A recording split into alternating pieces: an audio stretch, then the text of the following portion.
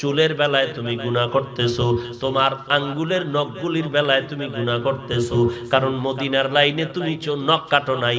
মদিনার লাইন ছাড়া দুনিয়ার বেঈমানের গোলামি করতে গিয়ে তুমি নখ কাটতেছো। তোমার পোশাকের দিকে তাকাও, মদিনার লাইনের পোশাকটা তুমি পরো নাই, তাহলে পোশাকের বেলায় তুমি গুনার পথে আছো, চুলের বেলায় গুনার পথে আছো, নামাজের বেলায় তুমি গুনার পথে, মা বাবার খেদমতের বেলায় তুমি গুনাহের লাইনে আছো, মুরব্বীদের সাথে আদব রক্ষার বেলায় তুমি গুনাহের লাইনে আছো, লেখাপড়ার বেলায় শিক্ষকের সাথে ব্যবহারের ক্ষেত্রে তুমি বেয়াদবি করে গুনাহের পথে আছো। এত পরিমাণ গুনাহ, এরপরে তোমার হাত গুনার কারণে নাপাক।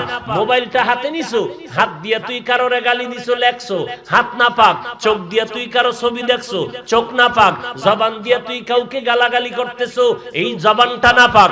অন্তর দিয়া কারো বিরুদ্ধে পরিকল্পনা করতেছো, তোর অন্তরটা নাপাক। পাও দিয়ে তুই কারো ক্ষতি করার জন্য হাঁটতেছো, তোর পাও দুইটা নাপাক। ফুল বডি তোমার নাপাক।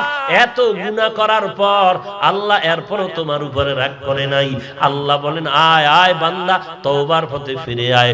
70 বছর পর্যন্ত গুনাহ করে করে করে করে পাহাড় বানিয়েছো, আমি আল্লাহ তোর এক ফোঁটা চোখের পানি যদি ছেড়ে দাও, 1 মিনিটেই তোর 70 বছরের গুনাহ মাফ করে দিব। या इलाही तू मेरा माबूद है, या इलाही तू मेरा माशूक है, या इलाही मुझसे मुझको दूर कर, ताके देखो मुझ में तुझको एक नजर, या इलाही तू मेरा सत्तार है, या इलाही तू मेरा गफ्फार है। রাগ করেননি আপনারা?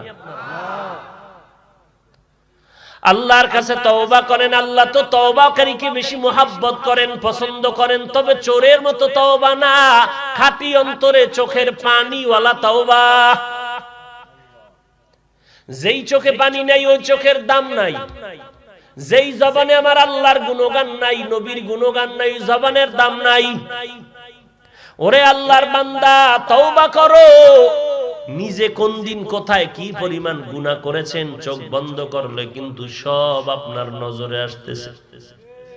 আল্লাহ কয়, বান্দা সব নজরে এনে দিলাম কেন জানোনি? তুই মনে আসা মাত্রই যেন তুই ইস্তেগফার করো, তওবা করো। আর আমি আল্লাহ তোর তওবা করতে দেরি, ক্ষমা করতে দেরি না। এই জন্য তোর জীবনের সব গুনাহগুলো তোর স্মরণের মধ্যে নিয়ে দিছি।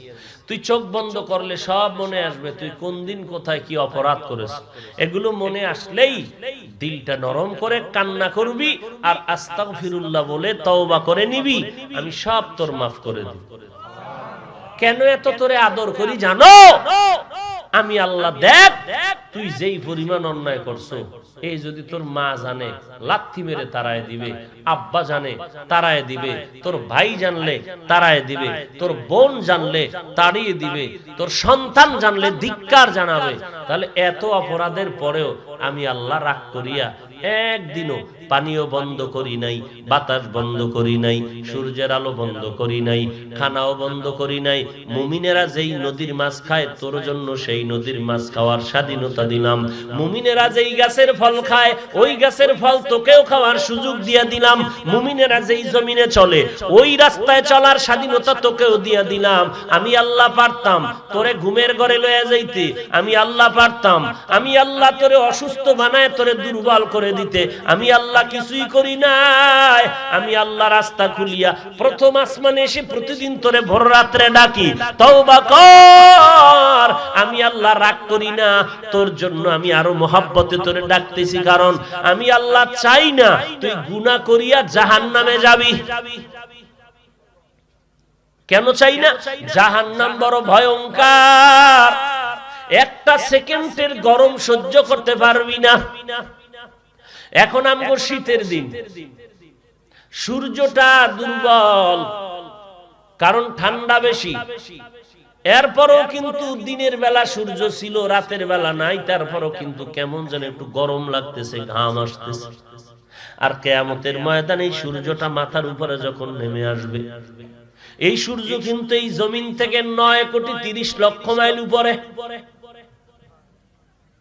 এই সূর্য পৃথিবী নামক গ্রহ থেকে 13 লক্ষ গুণ বড়। সেখান থেকে যেই তাপ দেয় ওই তাপ সহ্য করতে পারি না, তাও দিনে। কিন্তু রাতের বেলা তো গরম কেন? আর কিয়ামতের ময়দানে এই সূর্যটা কঠিন তাপ যখন মাথার উপরে এসে দিবে, সূর্যের তাপে জমিনটা তামা হয়ে যাবে। বেঈমান নাফরমানের মাথার মগজগুলো ভাতের মারের মতো ফুটতে থাকবে, চোখের পানি পড়ে রক্ত পড়া শুরু হয়ে যাবে। এ যুবক, এই কথাগুলো অন্তরে কেন ঢুকাও না রে বাবা? তুমি কি মনে করেছো তুমি বুঝি শান্তিতে আছো? না না, ডানে বামে তাকায়া দেখো, যার একবার অন্তরে বুঝ এসেই গেল ও স্কুলে পড়িয়াও কিন্তু নামাজ ছাড়ে না। দেখছো নি? মিথ্যা কথা বলছি?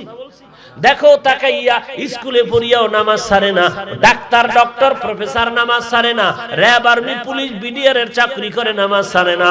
এ যুবক, তাকায়া দেখ, ড্রাইভারি করে নামাজের সময় নামাজে দাঁড়ায় যায়, ওই বান্দা কৃষি কাজ করে নামাজের সময় নামাজে দাঁড়ায় যায়, নদীর মধ্যে মাছ ধরে নামাজের সময় নামাজে দাঁড়ায় যায়। কারণটা কি?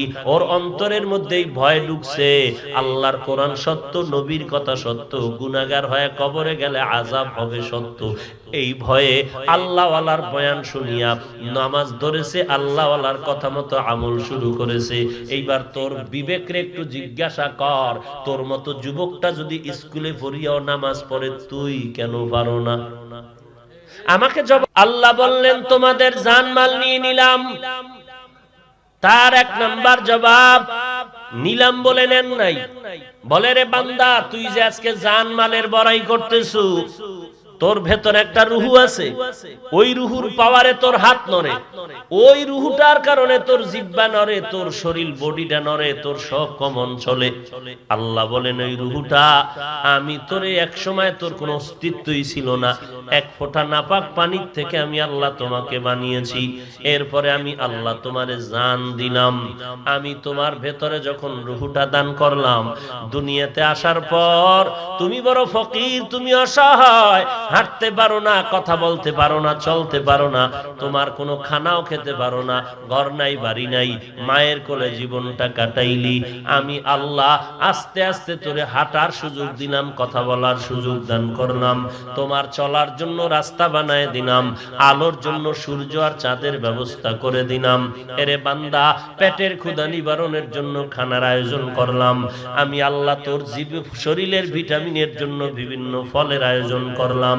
এরে তোর জান ছিল না, দিলাম আমি, তোর মাল ছিল না, দিলাম আমি।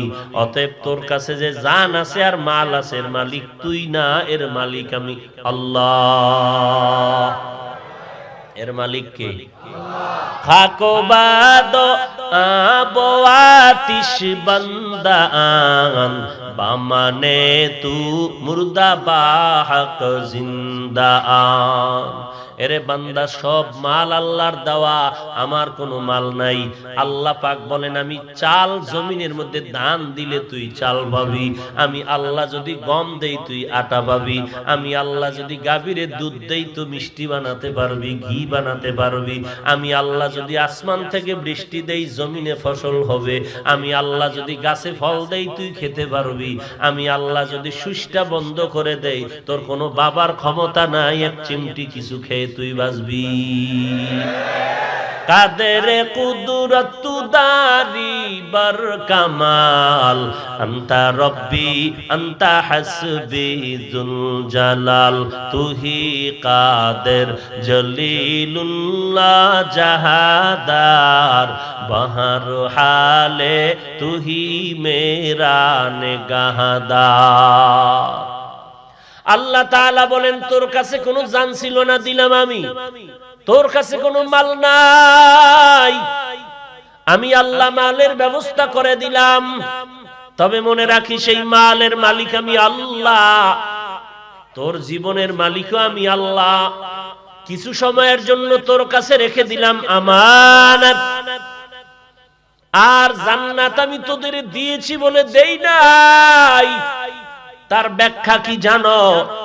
সন্তান, তোদের যদিও না দিছি, তোর বাবারে তো জান্নাতে ঢুকায় দেখায় দিছি। তোর আব্বা আম্মায় জান্নাত পাইছে, নিয়ম অনুযায়ী বাবা না থাকলে তার সম্পদ পাবে তার সন্তানেরা। তাহলে জান্নাত দিয়া দিছি, আমি তোর জানমালও তোর কাছে রেখে দিলাম আমানত।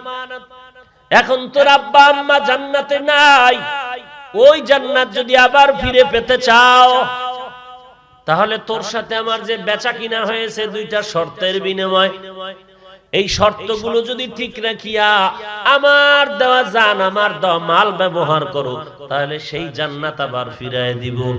আর যদি গাদ্দারি করো, আমি আল্লাহ তোর জন্য জাহান্নাম বানায় রাখছি। ওই বেচা কিনা ঠিক রাখার জন্য দুই শর্ত তোমার কন্টিনিউ পালন করে চলতে হবে, না হয় তোমার বেচা কিনার শর্ত বাতিল, বেচা কিনাও বাতিল। জান্নাত নিয়ে যাব, তোর জান মাল শুদ্ধ গাট্টি ভাঙ্গা জাহান্নামে ফেলায় দিব। ওয়াইলুল লিকুল্লি হুমাযাতিল লুমাযাহ আল্লাযী জামাআ মালান ওয়া আদ্দাদাহ। ওয়াইল নামক জাহান্নাম যারা গীবত করে, মানুষের নামে অপবাদ দেয়, সারাটা দিন রাত শুধু মানুষের দোষ নিয়ে পড়ে থাকে, রাত নাই দিন নাই, পারলেই দুই কলম ফেসবুকের মধ্যে না লাগলে তার ঘুম হয় না। যখন দেখে চরমনার বিরুদ্ধে দুই লাইন লেখা দরকার, ফট করে লেখে। যখন দেখে লেখার মধ্যে তার মজা লাগে না, তখন তাবলীগের বিরুদ্ধে লেখে। তাবলীগের বিরুদ্ধে লেখিয়াও যখন দেখে 2-3 দিন পরে মজা কমিয়ে গেছে, তখন হাঁটাজারির বিরুদ্ধে লেখে। ওইভাবে লেখতে লেখতে খটপড়িয়া দেখে যখন মজা পাওয়া যায় না, তখন সরকারের বিরুদ্ধেও লেখে। তখন বড় বড় এমপি সাহেবের বিরুদ্ধে লেখে, মন্ত্রী সাহেবের বিরুদ্ধে লেখে। এরে বেটা, পেছনে বৈশা বাদাম বিক্রেতার মতো চিল্লাইলে কি লাভ হবে? সামনে দুইটা কথা বলবি, বাঘের বাচ্চার পরিচয় দিবি। ফেসবুকের তো বাপও নাই মাও নাই, এইটা চালাইয়া কি বাহাদুরি দেখাও। কিছুদিন চরমনাই নিয়ে খেলা করো, কিছুদিন তাবলিগ নিয়ে করো, কিছুদিন কওমি মাদ্রাসা নিয়ে, কিছুদিন হাঁটাজারি নিয়ে। এই রকম করে করে করে করে তোর লেখাপড়া শেষ, মা বাবার বরদোয়া সমূলে আসতে থাকে। আর আল্লাহওয়ালাদের বিরুদ্ধে বলো, আল্লাহওয়ালাদের বরদোয়া কপালে লাগতে থাকে। কেন? আল্লাহওয়ালাদের বরদোয়া হাত তুলিয়ে করা লাগে না। কেন? আল্লাহ বুখারী শরীফের মধ্যে নবীকে জানায় দিলেন, মান আদালি ওয়ালিয়ান ফাকাদ আযানতুহু বিল হারব। ও নবী, উম্মতের জানায় দেন, যারা আমার ওলিদের সাথে বেয়াদবিমূলক আচরণ করবে, দুশমনি করবে, আমি আল্লাহ নিজেই তার সাথে যুদ্ধ করার জন্য রেডি হয়ে গেলাম। আল্লাহ আল্লাহরা কখনো বরদোয়া করে না। দেখছেন না ইমাম রে কি পরিমাণ বিসমিল্লাহ ছাড়া গালাগালি করে। সামনে পিছনে নামাজ পড়ে, বাইরে গিয়া ইমামের বিরুদ্ধে চায়ের দোকান গরম। যখন দেখা হয়েছে না ইমাম সাহেবের সাথে, ফাট করে দেখা হয়েছে, আসসালামু আলাইকুম হুজুর, ভালো আছেন? মুসিবতে আছে, একটু দোয়া চাই। দোয়া চাই তো কয় না, দোয়া কইরেন। যত বিনয়ী হবে মানুষ, আল্লাহ তাকে তত বেশি মহব্বত করবেন। ভাইরা আমার, অথচ এত কিছু করার পরে ইমাম সাহেব কারো জন্য বরদোয়া করে না। রাতের আধারে উঠিয়া কান্না করে, আল্লাহ তুমি সবাইরে মাফ করে দাও, এলাকায় শান্তি দান করো, অসুস্থ রোগী সুস্থ বানায় দাও, কবরের আযাব মাফ করে দাও, যারা ব্যবসা করে চাকরি করে কামাই রুজিতে বরকত বাড়ায় দাও। কখনো বরদোয়া করে না। এরপরও দোয়া নিয়েও কিলাকিলি কেন? আমার বাবার নাম কম কইছে, দোয়া কম হইছে। আর একজনের নাম কইলো কেন? এরে নবীর উম্মতের দল, আল্লাহ বলেন আমি জান্নাত দিব মুমিনকে, কোন বেঈমানের জন্য জান্নাত নাই। জান্নাত কারা পাবে? মুমিনেরা পাবে। কোন বেঈমান জান্নাত কখনোই পাবে। কিন্তু হাদিস শরীফে আল্লাহর নবী বলেন, দুনিয়াতে যত মানুষ এসেছিল, আসতেছে, আসবে কিয়ামত পর্যন্ত, সবার নামে নামে একটা জান্নাতে ঘর বরাদ্দ করা আছে। ঘুমাইতেছেন না? আমি বুঝি না এই কেরানীগঞ্জের এই সেই ডাইলে মানুষগুলো একেবারে মনে হয় যেন কবরস্থান থেকে নতুন দুনিয়াতে উঠেছে। কোনো শীত নেই, গরম নাই, ঠান্ডা নেই, আওয়াজ নাই, না জোরে না আস্তে। বুঝতেছি না কি আপনাদের হালাল। আল্লাহ আমাকে হেদায়েত দান করেন। আপনাদের জন্য আর কি বলবো, কেন হেদায়েতের দোয়া করলো আবার কোন ঝামেলা। রিকশাওয়ালা উঠছে, হুজুর টানতেছে, হুজুর তো হুজুরের নামাই দিয়ে হুজুর দোয়া আছে, আল্লাহ তোমার হেদায়েত দিক, কয় আপনার বাপ মায়ের দিয়ে দিক। মনে করছে কোন বড় দোয়া জানি করছে, বুঝেন নাই?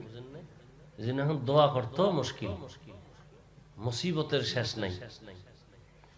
আল্লাহ হেদায়েত দান করেন। কার জন্য আমিন কইছেন? আমার জন্য, নিজেরটার জন্য কইতেলেন না? কইছেন? কইছেন নি? তাহলে আপনাদের উপায় কি? যারা আজকে ফজর পড়েন নাই, জোহরের নামাজ পড়েন নাই, আসরের নামাজ পড়েন নাই, মাগরিব পড়েন নাই, এশার নামাজ পড়েন নাই, আপনাদের কি উপায়? নিয়ত করছেন বয়ান কম হইলে আজকে ছাড়াছাড়ি হবে না, টাকা লাগে আরো বাড়ায় দেব, বয়ান হতে হবে, প্রয়োজনে ফজর মাইল। ওই বুঝলো আর না বুঝলো আর এক গজল।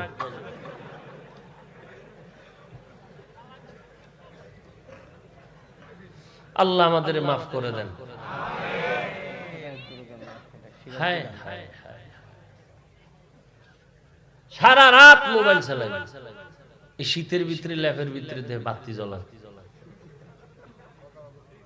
ফজরের আজানের মোটামুটি আধা ঘন্টা আগে মোবাইল ফালাইয়া রেস্টে চলে গেল।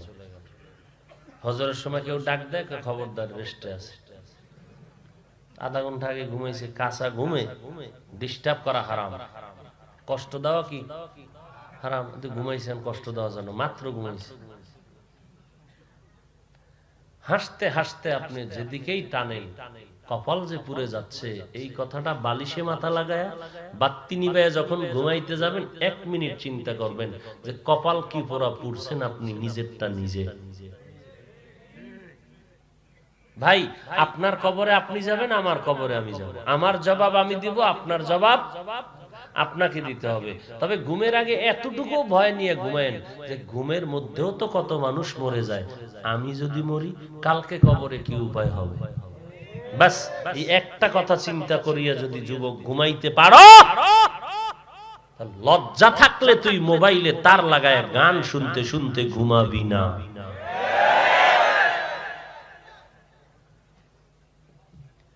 ইন্নাল্লাযীনা আমানু ওয়া আমিলুস সালিহাত কানাত লাহুম জান্নাতুল ফিরদাউসি নুজুলা।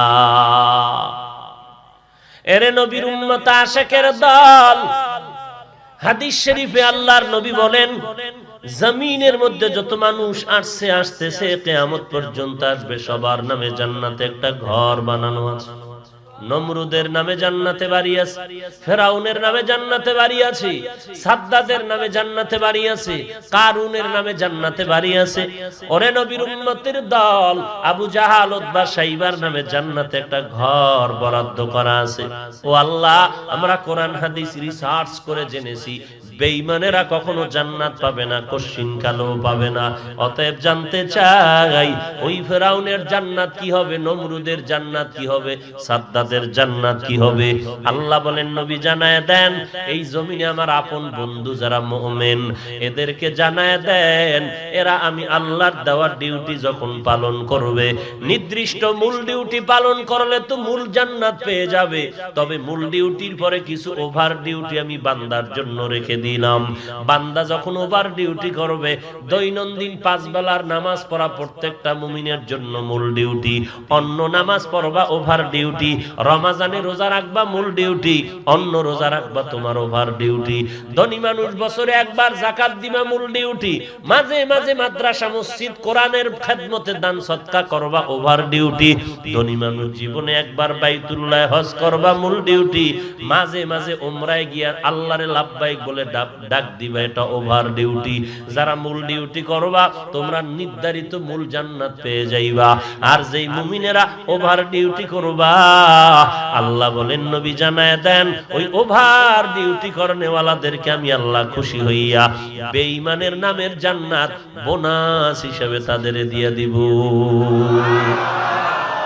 আতিনা ফি দারে দুনিয়া না হাসান, আতিনা ফি দারে উকবা না হাসান, ইয়া গিয়াসাল মুস্তাগীসিন দিনা লাফতিখারা বিল উলুমে ওয়াল গিনা। হর গরিদে নেকতু তৈয়ার হয়, जो न मंगे उससे तू बेजार है। আল্লাহ তাআলা বলেন এই জান্নাত আমি মুমিনকে দিব। দুনিয়ার মুমিন এই জান্নাত যদি পেতে চাও, বান্দা দুইটা কর্মসূচি পালন করতে হবে। ওই দুইটা কর্মসূচি পালন করো, তাহলেই জান্নাত রিজার্ভ পেয়ে যাইবা। ওই দুই কর্মসূচির মধ্যে এক নাম্বার, তোমার ঈমানটারে পরিশুদ্ধ করে নাও, মজবুত করে নাও। দুই নাম্বারে নেক আমল করো। শিরিক মুক্ত ঈমান, বেদাত মুক্ত নেক আমল। ঈমানটারে কেমনে তুমি পরিশুদ্ধ করবা, একটা স্কেল দিয়া মাপ দিতে হবে, বোঝা যাবে যে আমার ঈমান কি পরিমাণ পরিশুদ্ধ। আল্লাহ কোরআন শরীফে স্কেলও বানায় দিয়েছেন। মুমিন তোমাদের ঈমান মাপ দেওয়ার স্কেল হলো আমার নবীর সাহাবায়ে কেরাম। আমিনু কামা আমানান নাস, ও দুনিয়ার মুমিন তোমরা ঈমান আনো তাদের মতো। বলে তারা কারা? বলে সাহাবায়ে কেরামের ঈমানের মতো ঈমান। তোমার আমলটা কি পরিমাণ ভালো, সাহাবায়ে কেরামের আমলের সাথে মাপ দাও। তোমার ভেতরের তাকওয়াটা কি পরিমাণ পরিশুদ্ধ, সাহাবায়ে কেরামের তাকওয়ার সাথে মিলায়া দাও। তোমার ঈমানটা কি পরিমাণ পরিশুদ্ধ, সাহাবায়ে কেরামের ঈমানের সাথে মিলায়া দাও। সাহাবায়ে কেরামের ঈমানটা কেমন? রাহমাতুল লিল আলামিন বলেন, রে ওমর তুমি আমাকে কি পরিমাণ মুহাব্বত করো? ওমর বলে আমার পরিবার পরিজন থেকে আমি সব থেকে বেশি আপনাকে মুহাব্বত করি। নবী বলেন তোমার জীবন থেকে কি করো? বলে না। নবী বলেন তুমি এখনো পরিপূর্ণ মুমিন হতে পারো নাই। ও নবী কেমনে পরিপূর্ণ মুমিন হতে পারবো? মদিনার নবী বলেন ওমর নিজের জীবনের থেকেও আমি নবীকে মুহাব্বত যদি করতে পারো পূর্ণ মুমিন হতে পারবে। নবী কথা বলতে দেরি ওমর কসম খেয়ে বলে ইনশাআল্লাহ আমি ওমর আমার জীবন থেকেও আপনাকে বেশি মুহাব্বত করি। ও নবী আমার জীবন থেকে আমি আপনাকে মুহাব্বত করি। এই জন্য ওমর নবীর এত মুহাব্বতের রোশনি পাইলেন। সমস্ত সাহাবায়ে কেরাম আমার নবীর বড় আশিক, আর আমার নবী নিজেই হলেন ওমরের আশিক। কারণ ওমরের জন্য নবী দোয়া করেছিলেন, আল্লাহ ওমরকে তুমি ইসলামের খাদেম বানায়া দাও।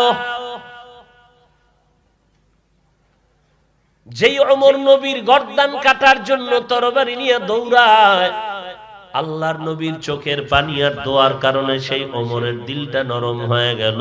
ওই তরবারি দিয়া আমার নবীর সামনে এসে বিনয়ের সাথে বলে, নবী আপনি তরবারি দিয়া আমার গর্দান কেটে দেন, তবে আগে কালেমা ওয়ালা মুসলমান বানায় দেন।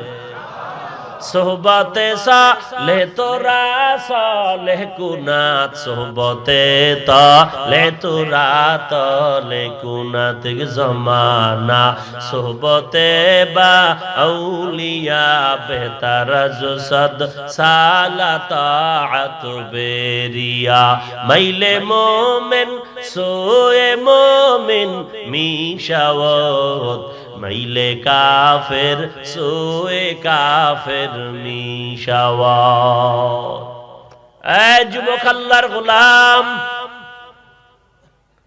কয়দিন আর যৌবনের বাহাদুরি করবি রে যুবক? এই মহামারীর পরেও কি তওবা করবি না রে ভাই? ডানে বামে কত আমার মতো বয়সের মানুষটা কবরে চলে গেল। ও যুবক ভাই, তোমার আমার বয়সের থেকে আরো কম বয়সের মানুষটাও তো কবরে চলে গেল। বাবার কাঁধে সন্তানের লাশ, সন্তানের কাঁধে বাবার লাশ। এরে যুবক আল্লাহর গোলাম, কয়দিন আর যৌবনের বাহাদুরি করবি?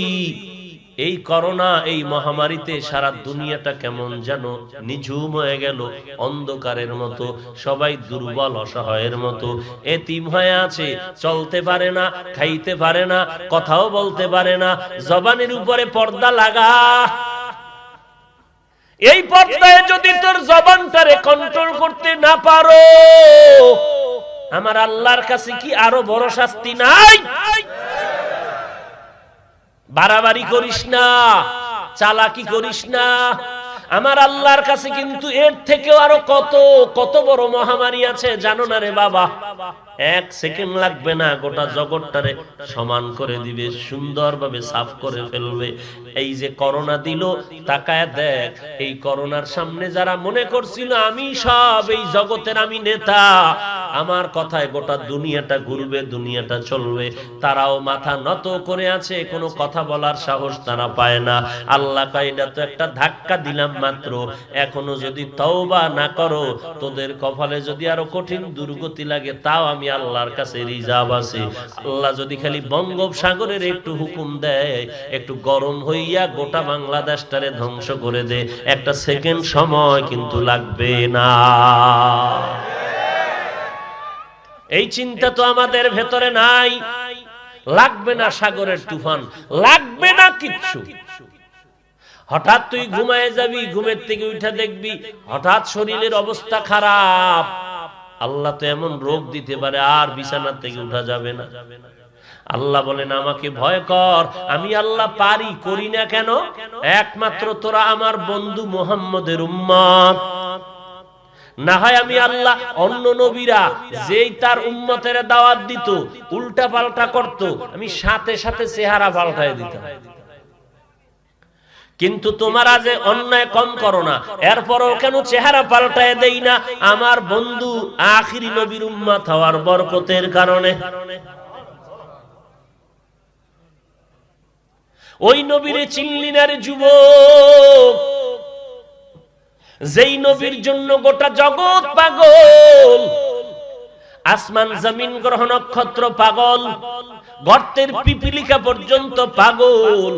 আল্লাহর কাছে নাকি পিপিলিকায় দোয়া করে, আল্লাহ একটু মদিনা দেখায় দাও, আমি মদিনায় যেতে চাই। আল্লাহ বলেন ফে কবুতর, জলদি করে যাও, অমুক এলাকার গর্তের পিপিলিকা আসতে চায়, তুই তাড়াতাড়ি ঘুরাইয়া জায়গায় পৌঁছায় দে।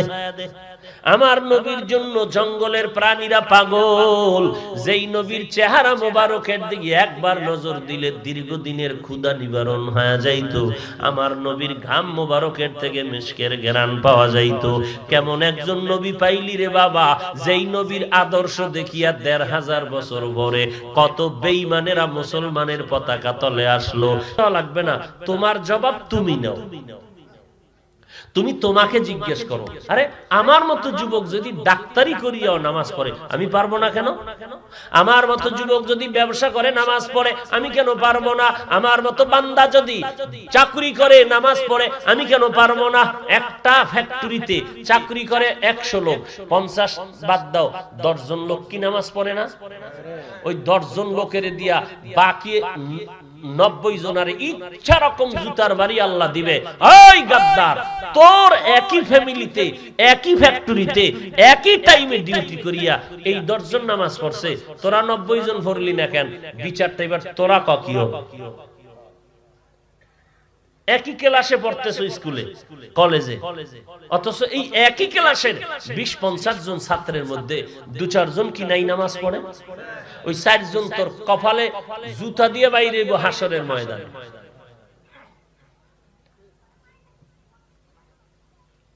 কথা বুঝাইতে পারছি? কি বুঝছেন? এই দুনিয়ার বাটা জুতা হেন পাওয়া যাবে। এই কিছু মুনাফেক আছে না, আছে না? মুনাফেক, বদমাশ, ইহুদির টাটকা দালাল, এগুলো শুধু ছিদ্র তালাশ করে কোন সময় তিলের তাল বানাবে। এই যে কইছি জুতার বাড়ি, তো এখন একজনে ওই মুনাফেক কইব জুতা কি হেন পাওয়া যাইব না। এইরকম মুনাফেকেরাই তো চরমনার ফিসাবেরে কইছে জাহাজ হুজুর, বলে নাই? মুনাফিক কোথাকার, নিমক হারাম কোথাকার, আল্লাহওয়ালার দুশমন, রাসূলের দুশমন কোথাকার। লজ্জা থাকলে এরকম পারে না, আল্লাহর ভয় থাকলে এরকম পারে।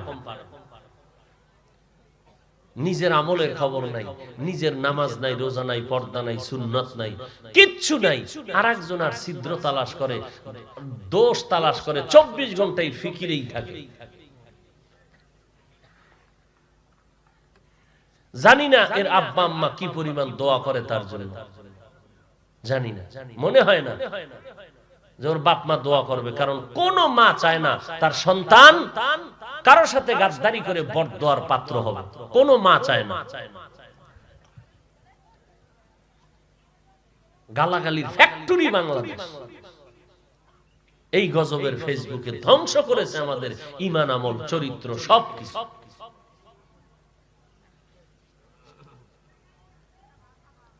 আল্লাহ আপনি আমাদের সবাইকে হেদায়েত দান করুন।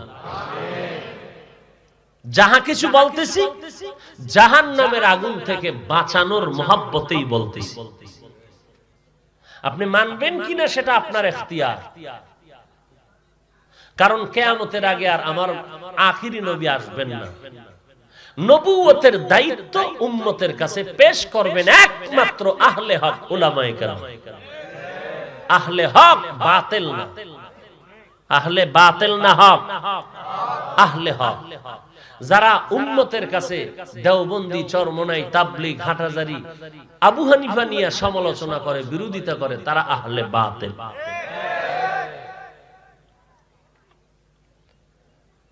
ডাক্তার জাকির নায়েক নিয়ে কি নাচানাচি, এখন তারাই আবার গালি দেয়। ডাক্তার জাকির নায়েকের মাথা খারাপ। কয় ভাই কেন? কয় যে আগে কইতো মাযহাব লাগবে না, এখন কয় লাগবে। 40 মিনিটের লেকচার দিয়েছেন ডাক্তার জাকির নায়েক সাহেব, মাযহাব খুব জরুরি এর উপরে। এখন তারাই আবার তারে বিরোধিতা করে, কারণ ডাক্তার সাহেবের মাথা ঠিক নেই। তো ডাক্তারের মাথা ঠিক না থাকলে রোগীর অবস্থা কি হইব?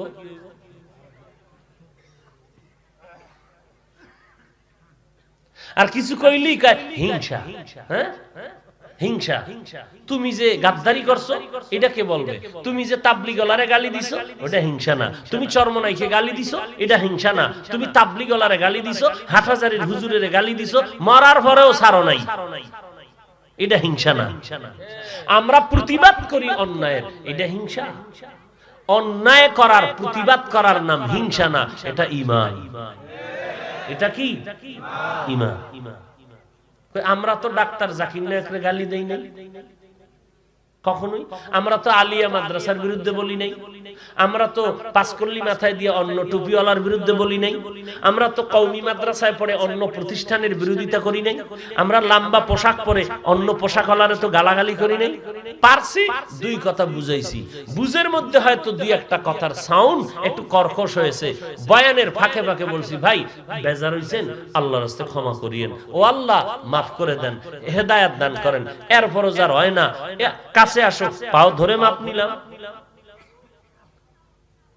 তুমি যদি এত বড় ভিআইপি বেহায়া হও যে এইভাবে মাপ চাইলে হবে না, আমার পাও ধরতে আসো বয়ানের পরে স্টেজে, আমি পাও ধরে মাপ নিয়ে নিব। তারপরে তোমার বাইরে সমালোচনার কি দরকার? তোমার আর কাম নাই খাইলে? তোমার ব্যবসা আছে, চাকরি আছে, মা বাবার খেদমত আছে, ভাইয়ের খেদমত আছে, সমাজের খেদমত আছে, লেখাপড়া আছে, সব বাদ দিয়া একজন আর একজনের পিছনে লেগে আছে।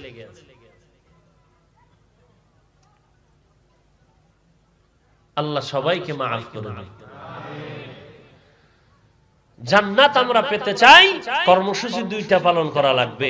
1 নাম্বার ঈমানটা মজবুত করতে হবে, 2 নম্বরে নেক আমল করা লাগবে। ঈমান কেমনে মজবুত করবেন? সাহাবায়ে কেরামের ঈমানের মতো ঈমানদার হতে হবে। পৃথিবী একদিকে চলে যাবে, আল্লাহ এবং রসুলকে বেজার করা যাবে না। হলো সাহাবায়ে কেরামের ঈমানের মূল স্লোগান। জীবন চলে যাবে, আমার জীবনের কোনো দাম নাই। আল্লাহ যদি নিতে চায় গাড়ির তলে নিতে পারেন, কি করার আছে আমার? আল্লাহ যদি নিতে চায় ঘুমের ঘরেও নিতে পারেন, কিছু করার আমার নাই। তো জীবন তো একদিন চলে যাবে, গ্যারান্টি নেই কবে চলে যাবে, কয়েক ঘন্টা সময় বাকি। অতএব আমার বাকি জিন্দেগি আমি আল্লাহর রাস্তায় ওয়াকফ করে দিব, আমি নবীর তরিকায় চলবো। তার মানে এইটা না যে আল্লাহর হুকুম মতো চললে, নবীর তরিকায় চললে ব্যবসা করা যাবে না, চাকরি করা যাবে না, স্কুলে পড়া যাবে না, কলেজে পড়া যাবে না, ডাক্তারি করা যাবে না, সাংবাদিকতা করা যাবে না। সম্পূর্ণ মিথ্যা কথা। ও যুবক, আল্লাহর নবীর তরিকায় চলো, আল্লাহর গোলামি যদি করো, ডাক্তারিও বন্ধ হবে না, স্কুলে পড়া বন্ধ হবে না, ইংরেজি পড়া বন্ধ হবে না, তোমার সাংবাদিকতা বন্ধ হবে না, চাকরিও বন্ধ হবে না, তোমার ব্যবসাও বন্ধ করা লাগবে না। তুমি সব কিছু ঠিক রাইখা আমার নবীর সুন্নতের উপরে চলো। তোমার আমার মতো কত বান্দা কোটি টাকার ব্যবসা করে, 1 টাকাও হারাম খায় না, মানুষের সাথে ধোঁকাবাজি করে না, হালাল পন্থায় ব্যবসা করে। আবার আজানের সময় যখন হয়, একটা সাইনবোর্ড লাগাইছে নামাজের বিরতি, দোকান বন্ধ, শাটারটা ফালাইয়া আল্লাহর বান্দা মসজিদে নামাজের মধ্যে গিয়ে দাঁড়ায় যায়। আর তুমি তো বলছো নামাজ পরে পড়ুম, কাস্টমার গেলে ভামু কই? এরপরে আকাম করছো কাস্টমারের সাথে, কি বলে 1 নাম্বার মালের 2 নাম্বারের সাথে মিলাইয়া 2 নাম্বার মাল দিয়া এরপরে আবার সাইনবোর্ড লাগাইছো, বিক্রি করা মাল ফেরত নেওয়া হয় না। একবার বিক্রি করতে পারলেই শুকর আদায় করে, দিলাম 2 নাম্বার ঢুকাইয়া, আর ফেরত দিতে পারবে না। কেন? বলে সাইনবোর্ড লাগাইছি, বিক্রি করা মাল ফেরত নেওয়া হয় না। অথচ মদিনার নবী বলেন বিক্রি করা মাল অবশ্যই ফেরত নিতে হবে, যদি নিতেই পারো তাহলে ওই বান্দার টাকা ফিরিয়ে দিবি, আর ওই টাকা বরাবর সদকার সমান সওয়াব পেয়ে যাবে।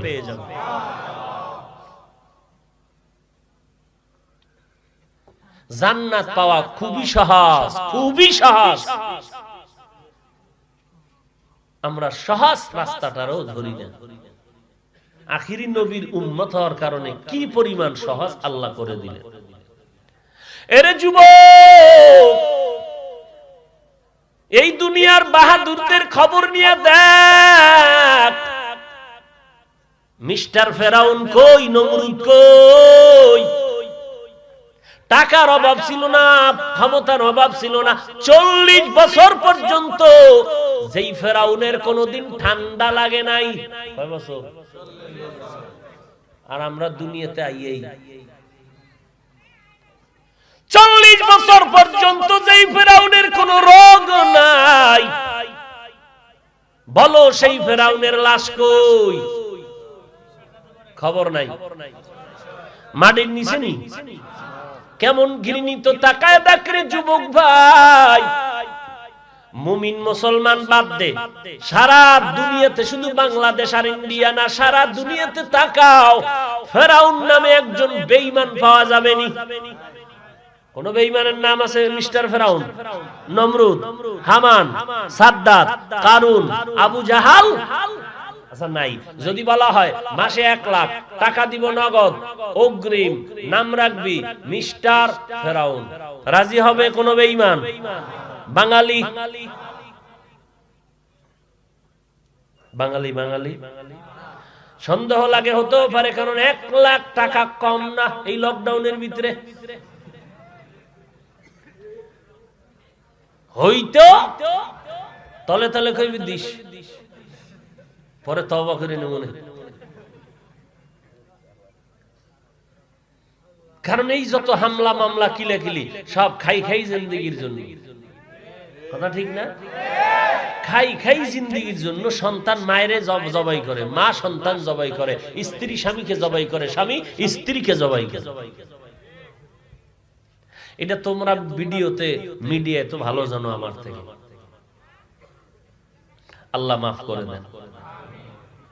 এখন আর এই আকামের ঘটনার জন্য ইন্ডিয়া যাওয়া লাগবে না। আমাকে সোনার বাংলায় কি পরিমাণ অপরাধ হইতেছে এর কোনো সীমানা নাই। ঘরের মধ্যে আম্মা জান নিরাপত্তায় থাকতে পারে না, এ হুজুরে ডাকে আইয়েন মসজিদে একসাথে জামাতে নামাজ পড়ব। কেউ খাসকান্দির মুসলমান আসেনি এই রুগী এই দেশে? মহিলাকে কই ডাকে মসজিদে, আসেন আম্মা জানেরা মসজিদে আসেন, মসজিদে আসবেন, আমাদের সাথে একসাথে নামাজ পড়বেন। কথা বুঝেন নাই? ঘরের ভিতরে আম্মা জানের নিরাপত্তা হিমশিম খেতে হয়, সেখানে গিয়েও হামলার উপরে মামলা। তাহলে সে আম্মা জানের বাহিরে করলে কি লাভ হবে রে বাবা?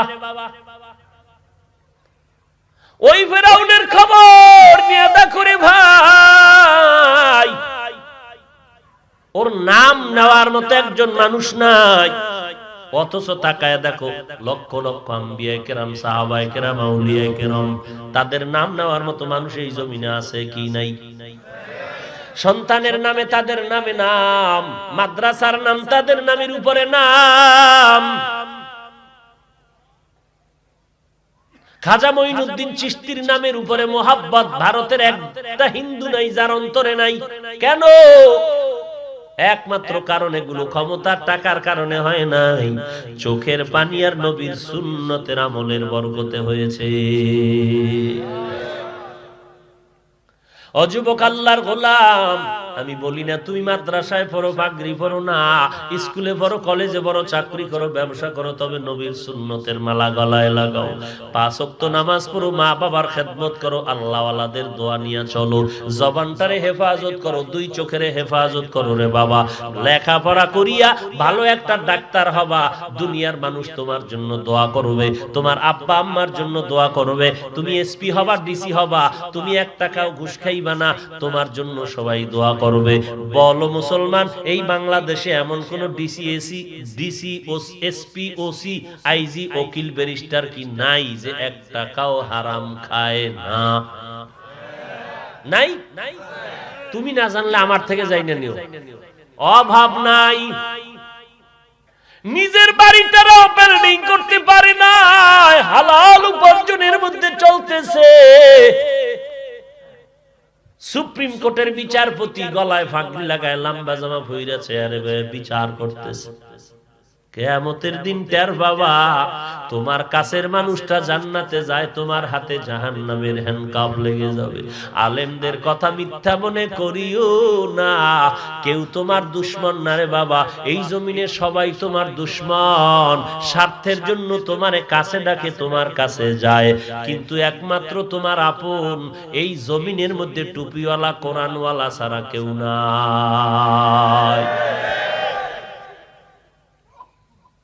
এদের মধ্যে কোনো স্বার্থ নাই। এই জন্য আমার কাছে আওয়ামী লীগের লোক এসে যদি দোয়া চায়, হুজুর একটু দোয়া করেন, আল্লাহ এই লোকটার মনের ন্যাকাশা ঘুরাইয়া দাও। বিএনপির লোক এসে যখন দোয়া চায়, তখন কি হুজুর কয় আল্লাহরে গজব দাও? হুজুর তার জন্য দিল খুলে দোয়া করে। কেন? হুজুরের অন্তরে সবার প্রতি কি পরিমাণ মোহাব্বত, যে নামাজ কম পড়ে তারে বারবার যায়, আসেন ভাইজান নামাজে চলেন, নামাজে চলেন, নামাজে চলেন। কারণ দিলের মধ্যে ভাঙ্গা মোহাব্বত। কারণ একটা মানুষ যদি নামাজ পড়ে, ওই সওয়াব আমিও অংশ পেয়ে যাব।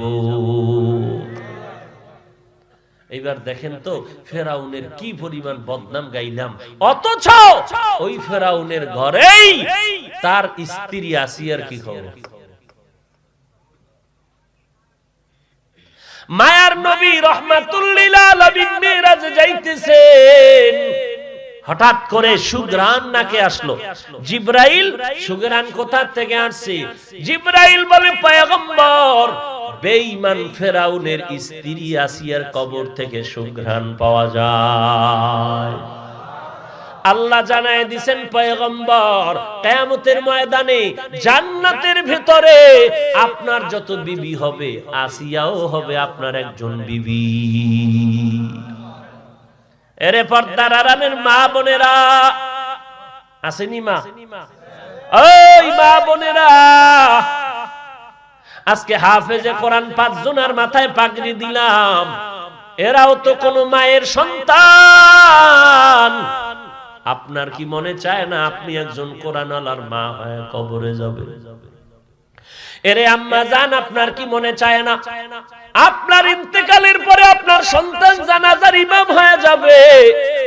ও আম্মা জান, আপনার কি মনে চায় না আপনার সন্তান কবরের কিনারায় দাঁড়ায় কোরআন তেলাওয়াত করে দোয়া করবে? এই বাবাজি, আপনার কি মনে চায় না একটা আদর্শ সন্তানের বাবা হয়ে কবরে যাবেন? সন্তানের কারণে মা বাবার সুনাম হবে, এই সন্তান কি আপনারা চান না? যদি চাইতেন তো সন্তানের দোষ দিয়েন না, নিজে আগে ঠিক হয়ে যান, আদর্শওয়ালা হয়ে যান। কারণ গাছ যদি ভালো হয় সে গাছের ফল ভালোই হবে। এরে আম্মা জান, ফেরাউনের ঘরে থাকিয়া আসিয়ার মতো আল্লাহর বান্দি এই পরিমাণ আল্লাহকে রাজি করে গেলেন এত কঠিন অগ্নি পরীক্ষার মাঝে। ওরে আম্মা জান, আপনার স্বামী তো আপনারে ফেরাউনের মতো আক্রমণ করে না, নামাজ পড়তে বাধা দেয় না, রোজা রাখতে বাধা দেয় না, কোরআন পড়তে বাধা দেয় না, বরং আমগোর সাথে মাঝে মাঝে দেখা হলে বলে, হুজুর আমি যদিও নামাজ পড়ি না, পর্দা করি না, তবে আল্লাহর শুকর আমার ঘরের স্ত্রী নামাজ পড়ে, আমার ঘরের স্ত্রী কোরআন পড়ে, আমার ঘরের বিবিটা ভালো। এই কারণে আমার মনে হয় যেন ঘরটা ভালো, কারণ ঘরের চৌকাট ভালো, পুরো ঘরটাই ভালো, ঘরের রমণী ভালো, সংসার বড় ধন্য। কারণ একটা মা এমন পরিমাণ আদর্শবান হতে হবে, কারণ তার ওই আদর্শ শিখবে তার সন্তান, আর একটা সন্তান আদর্শ দিয়ে পারবে গোটা দুনিয়াটাকে আলোকিত করতে। সন্তান মায়ের থেকে শিখে বেশি, এই জন্য মাকে আদর্শওয়ালা হতে হয় বেশি, সব থেকে আদর্শবান আম্মাজানকে হতে হবে। আর সেই ক্ষেত্রে স্বামীর সহযোগিতা লাগবে, কারণ এক হাতে তালি, দুই দিক থেকে যখন বাতি জ্বলে উঠবে নেগেটিভ আর পজিটিভ, যখন বাতি জ্বলে উঠবে তখন আলো হবে। এক